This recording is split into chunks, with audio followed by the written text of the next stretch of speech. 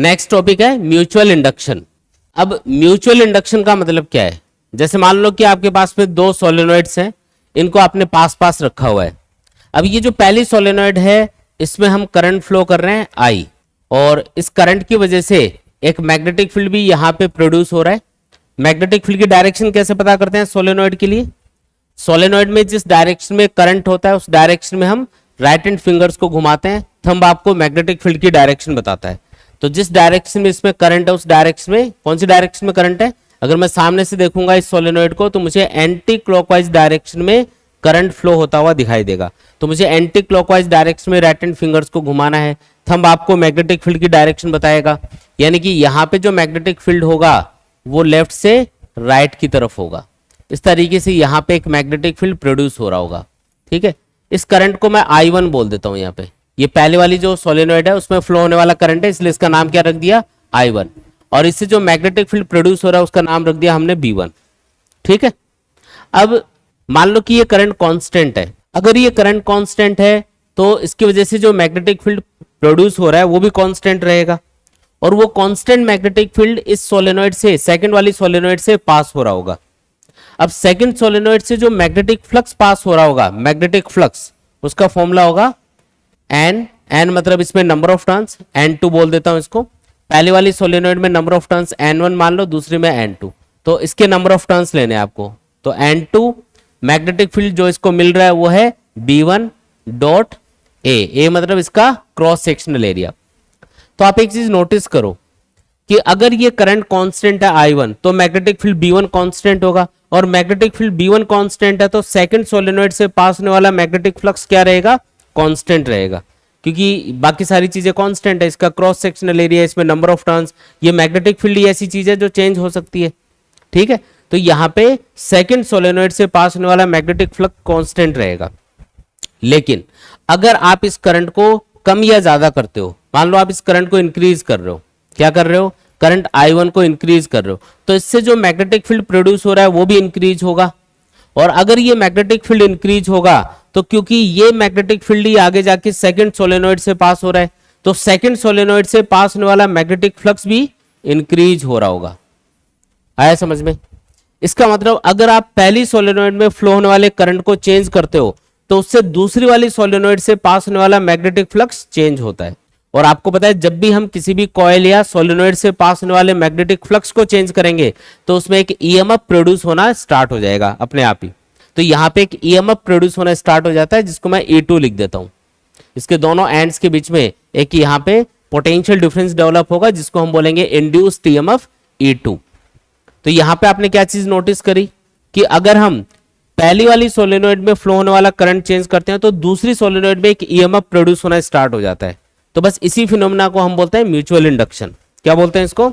Mutual induction, जिसमें क्या होगा, हम दो कॉइल्स को पास पास रखेंगे या दो सोलेनोइड्स को पास पास रखेंगे या एक कॉइल एक सोलेनोइड को पास पास रखेंगे और फिर उनमें से किसी एक में फ्लो होने वाले करंट को चेंज करेंगे तो दूसरी सोलेनोइड में या कॉइल में ऑटोमेटिकली अपने आप ही एक करंट प्रोड्यूस होना स्टार्ट हो जाएगा, एक ईएमएफ प्रोड्यूस होना स्टार्ट हो जाता है। तो बस इसी फिनोमेना का नाम क्या रख दिया हमने? Mutual induction. इसको म्यूचुअल इंडक्शन क्यों बोला? क्योंकि म्यूचुअल का मतलब होता है आपस में। यहाँ पे दोनों सोलेनोइड्स का या दोनों कॉइल्स का आपस में रोल होता है। यहाँ पे भी पहले वाली जो सोलेनोइड है उसमें फ्लो होने वाले करंट को चेंज करेंगे और उससे सेकंड सोलेनोइड में ईएमएफ इंड्यूस होगा, तो दोनों का ही तो रोल है यहाँ पे, इसलिए इसको बोलते हैं फिनोमेना को म्यूचुअल इंडक्शन। और इंडक्शन वर्ड तब यूज किया जाता है जब आप किसी भी इफेक्ट को एक ऑब्जेक्ट से दूसरे ऑब्जेक्ट में ट्रांसफर करते हो बिना किसी कॉन्टेक्ट के। तो यहाँ पे दोनों दूर दूर रखी हुई है लेकिन फिर भी यहाँ पे ऑटोमेटिकली एक ईएमएफ और करंट इंड्यूस होना स्टार्ट हो जाता है, इसलिए इसका नाम है म्यूचुअल इंडक्शन। अब कुछ फॉर्मूले वगैरह देख लेते हैं। जैसे आप यहाँ पे देख रहे हो कि अगर आप करंट I1 को इंक्रीज करते हो तो मैग्नेटिक फ्लक्स φ2 इंक्रीज होता है। इसका मतलब ये दोनों डायरेक्टली प्रोपोर्शनल है। कौन कौन? φ2 और I1। तो मैं लिख देता हूं φ2 is directly proportional to I1। और जब भी आप ये प्रोपोर्शनलिटी सिंबल हटाते हो आपको पता है कांस्टेंट आता है यहाँ पे, उस कांस्टेंट को यहाँ पे हम बोलेंगे म्यूचुअल इंडक्टेंस। क्या बोलेंगे उसको? Mutual inductance. ये जो M लिखा हुआ है, M का मतलब होगा यहाँ पे म्यूचुअल इंडक्टेंस। ठीक है, इसको mutual inductance of the coils बोलते हैं या सोलेनोइड्स। म्यूचुअल इंडक्टेंस का फॉर्मूला क्या बन जाएगा यहाँ से? φ2 अपॉन I1। ठीक है, समझ में आया? अच्छा, आप उल्टा भी कर सकते हो। यहाँ पे मान लो कि आप सेकंड वाली सोलेनोइड में करंट फ्लो करो और उसको चेंज करो, तो इससे जो मैग्नेटिक फील्ड प्रोड्यूस होगा वो पहले वाली सोलेनोइड से पास होगा। और क्योंकि अगर उस करंट को चेंज करेंगे, सेकंड सोलेनोइड में करंट को चेंज करेंगे, तो इससे जो मैग्नेटिक फील्ड प्रोड्यूस हो रहा है वो भी चेंज होगा और पहले वाली सोलेनोइड से पास होने वाला मैग्नेटिक फ्लक्स भी चेंज होगा। तो उसमें ईएमएफ इंड्यूस होना स्टार्ट हो जाएगा। मतलब दोनों में से किसी एक में आपको करंट फ्लो करना है और उसको चेंज करना है, तो दूसरी सोलेनोइड में या दूसरी कॉइल में ऑटोमेटिकली एक करंट प्रोड्यूस होना स्टार्ट हो जाएगा। ठीक है, इनमें से कोई भी आप फर्स्ट मान सकते हो, कोई भी सेकंड मान सकते हो। अभी ये फर्स्ट है, ये सेकंड अपने लिए, आप इसको फर्स्ट मान लो, इसको सेकंड मान लो, क्या फर्क पड़ेगा? एक्टिविटी तो दोनों में ही होगी नहीं, इसलिए। तो यहां पे इसी फॉर्मूले को आप ऐसे भी लिख सकते हो, m equals to phi1 upon I2। ये कब यूज करना है फॉर्मूला? जब सेकंड सोलेनोइड में हम करंट फ्लो करेंगे और उससे पहले सोलेनोइड का मैग्नेटिक फ्लक्स चेंज हो रहा होगा। ठीक है, तो तब ये आपको फॉर्मूला यूज करना है। अगर पहले सोलेनोइड में करंट फ्लो किया जा रहा है और सेकंड सोलेनोइड से पास होने वाला मैग्नेटिक फ्लक्स कैलकुलेट किया जा रहा है, तो फिर म्यूचुअल इंडक्टेंस कैलकुलेट करने के लिए ये वाला फॉर्मूला लगाना। सेकंड सोलेनोइड में करंट फ्लो करेंगे और पहले वाली सोलेनोइड से पास होने वाला मैग्नेटिक फ्लक्स कैलकुलेट करेंगे, तब आपको ये वाला फॉर्मूला लगा के म्यूचुअल इंडक्टेंस दोनों कॉइल्स के लिए या सोलेनोइड्स के लिए फाइंड करना है। तो ये दोनों फॉर्मूलों से आंसर सेम ही आएगा, आप कोई भी एक फॉर्मूला लगा सकते हो यहाँ पे। ठीक है, ये समझ में आ गया दो फॉर्मूले क्यों लिखे हैं? ठीक। अच्छा, इंड्यूस्ड ईएमएफ कितना होगा? तो इंड्यूस्ड ईएमएफ का फॉर्मूला तो वही होता है, E equal to minus D phi by D T. जो सेकंड सोलेनोइड है उससे पास होने वाला मैग्नेटिक फ्लक्स है यहाँ पे phi2, और उसके चेंज होने की जो रेट होगी वो सेकंड सोलेनोइड में प्रोड्यूस होने वाले ईएमएफ के बराबर होगी। E2 बराबर, अब phi2 तो हमको पता है किसके बराबर है? mi1 के बराबर है, तो मैं इसको लिख सकता हूं d बाई डी टी, और phi2 को मैंने लिख दिया m इंटू I1। तो बताओ E2 इक्वल टू क्या आएगा? m तो कांस्टेंट होता है कोई भी दो सोलेनोइड्स के लिए, तो m को तो बाहर लिख दो और ये बन जाएगा di1 अपॉन dt। तो ये आ गया अपना फाइनल आंसर। और इस फॉर्मूले से देखो ये पता चल रहा है कि अगर हम पहले वाली सोलेनोइड में फ्लो होने वाले करंट को अगर चेंज नहीं करेंगे, अगर करंट कांस्टेंट होगा, तो कांस्टेंट का डिफरेंशिएशन क्या होता है? जीरो। तो di1 अपॉन dt आएगा zero, zero into something zero, मतलब दूसरी वाली सोलेनोइड में कोई भी ईएमएफ इंड्यूस नहीं होगा।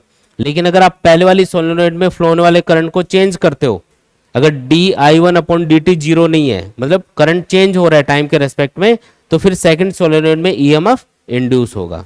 ठीक है, इस तरीके से आप इसको कैलकुलेट कर सकते हो। ठीक है, आया क्या समझ में?